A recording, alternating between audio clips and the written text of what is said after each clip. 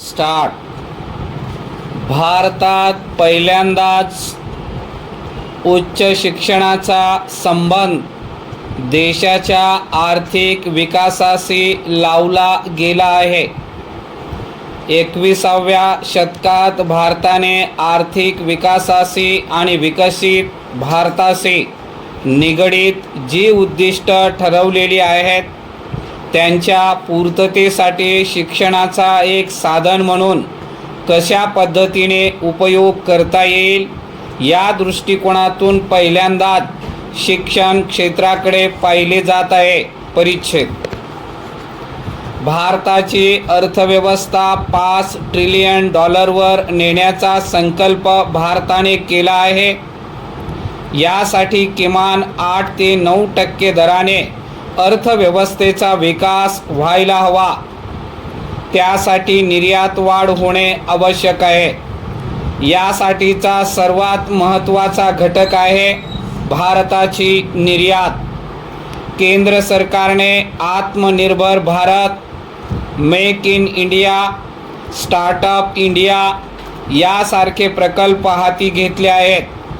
अशा प्रकल्पाच्या माध्यमातून भारताला उद्योगप्रधान देश बनवण्याचे उद्दिष्ट आहे.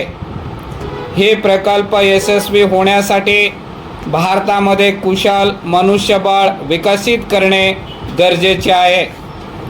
यात महत्त्वाची भूमिका आहे ती शिक्षण क्षेत्राची.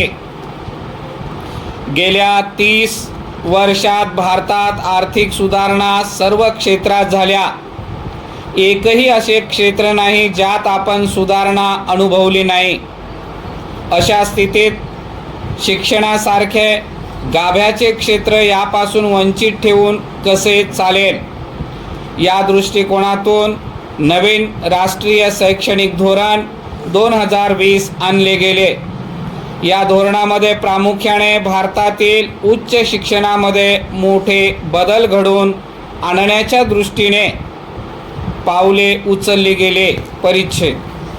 गेल्या 30 वर्षात एशियन टायगर्स म्हणवल्या जाणाऱ्या आग्नेय आशियातील देशांनी केलेल्या वेगवान आर्थिक प्रगतीचे गमक शिक्षण क्षेत्रातील बदलात आहे. दुसऱ्या महायुद्धात जपान बेचिराग झाला होता. असे असताना 1980च्या दशकापर्यंत जपान जगातील 3ऱ्या क्रमांकाची सर्वात मोठी अर्थव्यवस्था म्हणून उदयास आला. यामागचे कारण म्हणजे जपानने मनुष्यबळ विकासामध्ये केलेली मोठी गुंतवणूक. दक्षिण कोरियानेही अशाच प्रकारचा कायापालट घडवून आणला. भारताच्या मेक इन इंडिया या महत्त्वाकांक्षी प्रकल्पाचे मूळ किंवा प्रेरणास्थान हे कुठे ना कुठे दक्षिण कोरियात आहे. त्यांच्या सकल राष्ट्रीय उत्पन्नात उत्पादन क्षेत्राचा वाटा 70% आसपास आहे. त्या खालोखाल सेवा क्षेत्राचा आणि कृषी क्षेत्राचा क्रमांक लागतो.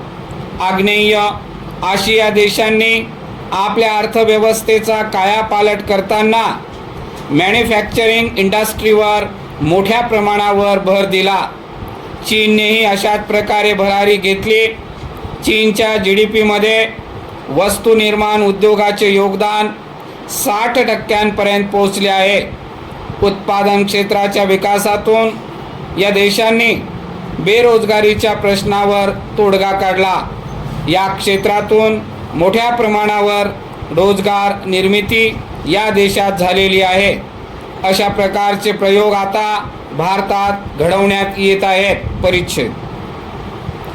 चीनने उत्पादन क्षेत्राचा विकास करताना पायाभूत सुविधांचे जाळे निर्माण करणे आणि परकीय गुंतवणूक आकर्षित करणे यावर विशेष भर दिला होता. भारताने आर्थिक विकासासाठी शिडी वेगाने चढवण्यासाठी देशांतर्गत उत्पादन क्षेत्र कसे विकसित होत जाईल आणि परकीय गुंतवणूक अधिक प्रमाणात कशी आकर्षित करता येईल यावर भर दिल्याचे दिसून येते.